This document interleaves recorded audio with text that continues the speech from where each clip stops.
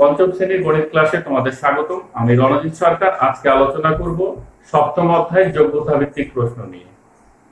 তাহলে আমরা বোর্ডে একটা উদ্দীপক দেখতে পাচ্ছি। উদ্দীপকটা পড়ি। একটি আয়তাকার জমির ক্ষেত্রফল 729 বর্গমিটার, এর প্রস্থ 22.5 মিটার। এটা থেকে আমরা একটি প্রশ্ন তৈরি করি। আমরা সহজেই বুঝতে পারছি প্রশ্নটা কি, যেহেতু ক্ষেত্রফল দেয়া আছে, প্রস্থ দেয়া আছে, তাহলে ক নম্বর প্রশ্ন কি হতে পারে? হ্যাঁ, দৈর্ঘ্য নির্ণয়। ক নম্বর প্রশ্ন কি? আয়তাকার ক্ষেত্রটির বা জমির, আয়তাকার জমির দৈর্ঘ্য নির্ণয় করো। তাহলে আমরা জমির দৈর্ঘ্য নির্ণয় করি। সমাধান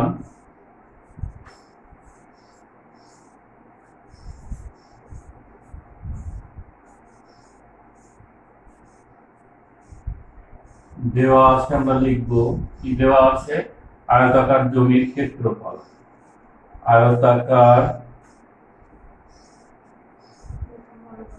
জমির ক্ষেত্রফল 729 বর্গ মিটার এবং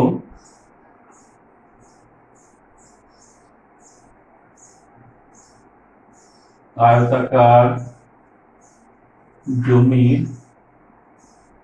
প্রস্থ 22.5 মিটার। আমরা জানি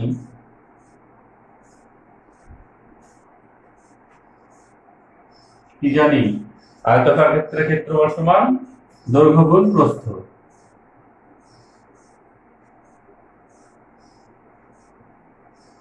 আয়তাকার ক্ষেত্রে ক্ষেত্রফল সমান দৈর্ঘ্য গুণিত প্রস্থ। বা আমরা একটু বামে চেপে আসি, বা আমরা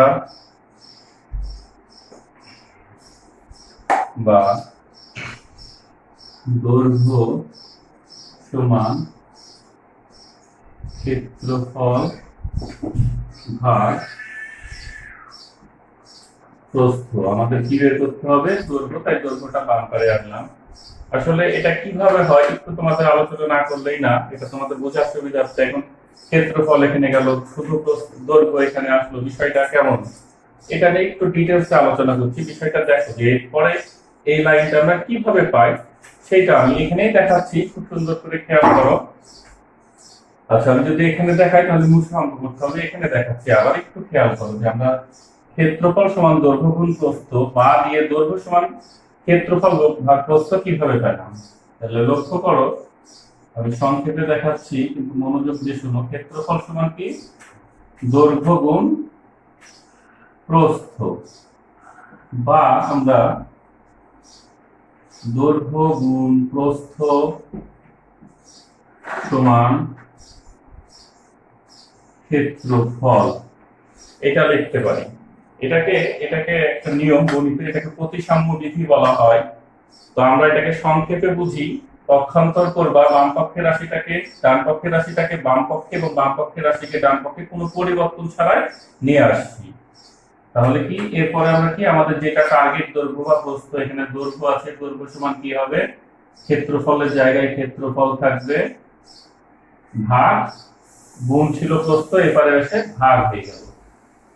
এই যে দৈর্ঘ্য সমান ক্ষেত্রফল ভাগ প্রস্থ কিভাবে পেয়েছি এখানে ডিটেইলসে দেখাই দিলাম। আমরা যখন প্রয়োজন অনুযায়ী আমরা বাম পক্ষকে ডান পক্ষ, ডান পক্ষকে বাম পক্ষ করব, তবে এটা একটা নিয়ম আছে। এই নিয়মটার নাম হচ্ছে প্রতিসাম্য বিধি। তাহলে এখন দেখো আমরা মূল জায়গায় চলে আসি আবার।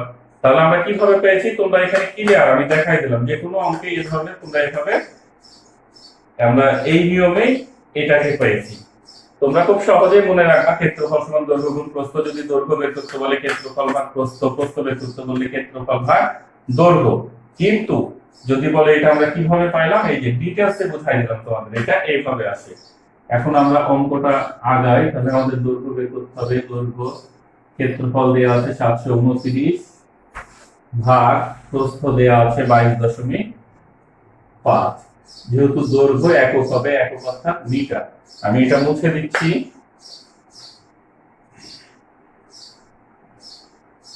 তাহলে এখন আমরা ভাজকে দশমিক আছে, আমরা ভাগের উপরের অঙ্কে ভাগে শিখেছি, ভাজকে দশমিক থাকলে সেটা দশমিক তুলে নিতে হয় এবং সেটাকে কিভাবে তুলতে হয় সেটা আলোচনা করেছি। এখানে আমরা ভাগ এটাকে কত দ্বারা গুণ করব? দশমিক তোলার জন্য দশমিকের পরে জয়টা সংখ্যা থাকবে, দশমিকের জন্য 1 এবং জয়টা অঙ্ক থাকবে, তত ছয়টা শূন্য। তাহলে আমরা এটাকে গুণ করব 10 দ্বারা। দশমিকের পরে একটা অঙ্ক থাকলে 10 দ্বারা, দুইটা অঙ্ক থাকলে 100 দ্বারা। কেন? দশমিককে 1, দশমিকের পরে একটা সংখ্যা হলে শূন্য ধরবে, এভাবে করতে পারি। তাহলে এটাকে যদি 10 দ্বারা গুণ করি, এটাকেও 10 দ্বারা গুণ করতে হবে। এবং বিকল্প পদ্ধতিতে আমরা শিখেছিলাম দশমিক যদি এক ঘর ডানে যায়, ভাজকে ভাজ্যে একটা শূন্য এমনি আছে। 5 গুণিতক 10, তাহলে এখানে 7 2 9 0, এখানে কোনো দশমিক নাই, তাই গুণফল এখানে দশমিক বসবে না। এখানে 2 2 5 0, এখানে দশমিক আছে, তাই এক অঙ্ক আগে দশমিক বসবে। তাহলে আমাদের হলো, পেয়ে গেলাম এটা। তাহলে কি হলো? 7290 আর এটা 225। তাহলে 225 দিয়ে 7 আমরা এখানে লিখে ভাগটা করে দেখাবো, অবশ্যই করে দেখাবো। 225 দিয়ে 7290, তাহলে 3 দুগুণ 6, 3 বার যাবে, 3 বার 675, 9 থেকে 5 বাদ দিলে 4, দিকে 12, 12 থেকে 7 বাদ দিলে 5, হাতে থাকে 1, তাহলে 7 সাথে মিলে গেলে 0। এখানে এখন 0 নামবে, তাহলে কয়বার? 540, তাহলে আমরা 2 বার গেল 450, 3 বার দিলে বেশি হবে, 2 বার 450, 0 4 14, 14 থেকে 5 বাদ দিলে 9, হাত থেকে 1, 5 এর পাশে মিলে গেলে 0। এখন আর যায় না, তাহলে আমরা কি করব? এখন এখানে একটা দশমিক নিয়ে 0 নেব। দশমিক 0 নিলে কত হলো? 900। এটা খুব সহজেই বোঝা যায়, 4 2 8, 4 25 1, তাহলে 900। তোমরা দেখে নাও, দাও 4 5 4 20 0, হাত থেকে 2, 4 2 8 দিয়ে 10 এর 0, হাত থেকে 1, 4 2 8, একে 9, তাহলে 0। আমরা এটা কত পেলাম? 32.4 মিটার। অতএব তাহলে আমরা কি পেলাম? দৈর্ঘ্য নির্ণয় করে নিলাম। আমরা এগুলোতে দৈর্ঘ্য নির্ণয় করলাম, তোমরা দৈর্ঘ্য লিখতে পারো। তাহলে অতএব দৈর্ঘ্য সমান 32.4 মিটার। তাহলে আমরা আয়তাকার জমির দৈর্ঘ্য নির্ণয় করতে পারলাম। সবাই বুঝতে পারছো? দেখো, খুবই সহজ বিষয়। এখানে যে যা কিছু আলোচনা হয়েছে আমরা এটা নতুন আজকে শিখলাম, যে দৈর্ঘ্য সমান ক্ষেত্রফল ভাগ প্রস্থ, বাট এই নিচের যে বিষয়গুলো এগুলো আমরা পূর্বে শিখেছি। তো ঠিক আছে, তোমাদের অনেক ধন্যবাদ এই অঙ্কটা মনোযোগ দিয়ে দেখার জন্য। এখন আমরা এটা থেকে আরো একটা প্রশ্ন তৈরি করব এবং সেটা সমাধান করব। তাহলে এটা আমরা মুছে দিই, আমরা লিখে নিব। এখানে উত্তর, আয়তাকার জমির দৈর্ঘ্য 32.4 মিটার। তাহলে উত্তরটা আমরা নোট রাখি, 32.4 মিটার। এটা হলো নোট রাখলাম।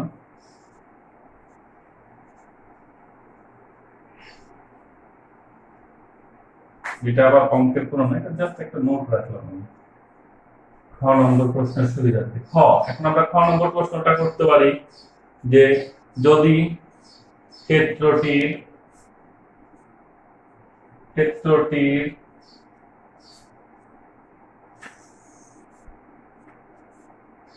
দৈর্ঘ্য 2.4 মিটার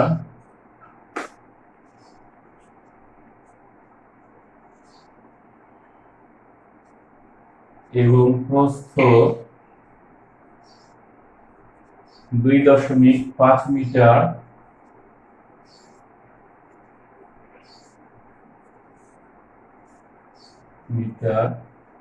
কম হলে, ক্ষেত্রটির দৈর্ঘ্য 2.4 মিটার এবং প্রস্থ 2.5 মিটার কম হলে ক্ষেত্রফল কত হবে? ক্ষেত্রফল কত হবে? খুব সহজ এটা। তাহলে প্রশ্নটা আরেকবার মন দিয়ে পড়ি। ক্ষেত্রটির দৈর্ঘ্য 2.4 মিটার এবং প্রস্থ 2.5 মিটার কম হলে ক্ষেত্রফল কত হবে? আমরা জানি কম বললে কি করতে হয়, বিয়োগ করতে হয়। তোমার কাছে 10 টাকা আছে, এখান থেকে 2 টাকা কমে গেলে কত হবে? 8 টাকা। তাহলে ক্ষেত্রটির দৈর্ঘ্য, তাহলে দৈর্ঘ্য আমরা পেয়েছি কোথায়? দৈর্ঘ্য পেয়েছি ক নম্বরে। তাহলে দৈর্ঘ্য কয়ে পেয়েছিলাম 32.4 মিটার, এবং প্রস্থ কোথায় আছে? উদ্দীপক আছে। তাহলে আমরা সমাধান শুরু করি।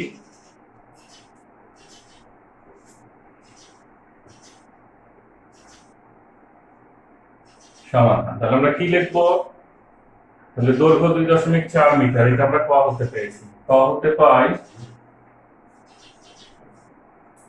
ক হতে পাই বা প্রাপ্ত, ক হতে পাই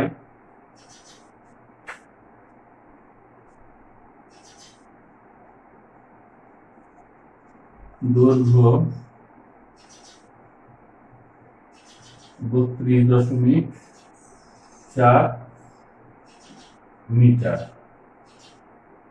এবং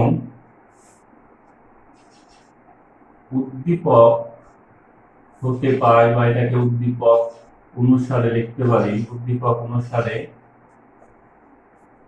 প্রস্থ অনুযায়ী প্রস্থ কত? 22.5 মিটার। এখন আমরা করব অঙ্ক। তাহলে প্রশ্ন মতে দৈর্ঘ্য, প্রশ্ন মতে কি বলেছে? দৈর্ঘ্য 2.4 মিটার। তাহলে 2.4 মিটার কমে বা কম হলে দৈর্ঘ্য হবে কত? 32.4 বিয়োগ 2.4 সমান 30 মিটার, এবং প্রস্থ কত? 2.5 মিটার কম হলে প্রস্থ হবে 22.5 বিয়োগ 2.5 সমান 20 মিটার। কি একেবারে সহজ হয়ে গেল না? রাউন্ড ফিগার হয়ে গেল 30 মিটার, 20 মিটার। তাহলে এখন আমরা ক্ষেত্রফল খুব সহজেই নির্ণয় করতে পারবো। তাহলে লেখাটা বুঝতে হবে, এখানে অঙ্কটা কিছুই নাই, লেখার ধরনটা একটু বুঝতে হবে। বিভিন্ন জন বিভিন্ন ভাবে লেখে, আমরা খুব সহজে এভাবে লিখতে পারি। এখন আমরা ক্ষেত্রফলটা নির্ণয় করি। তাহলে পরের অংশ নিই। তাহলে আমরা জানি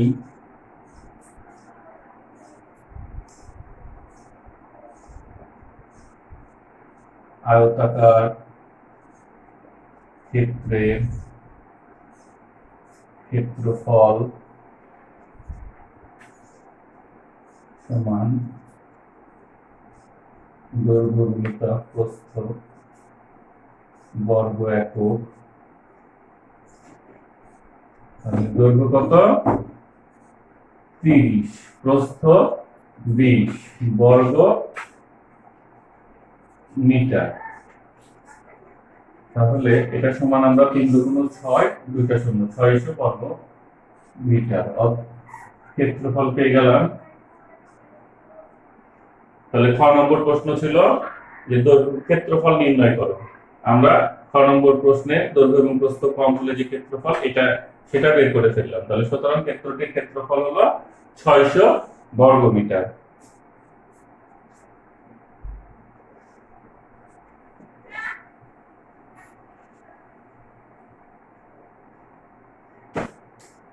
অতএব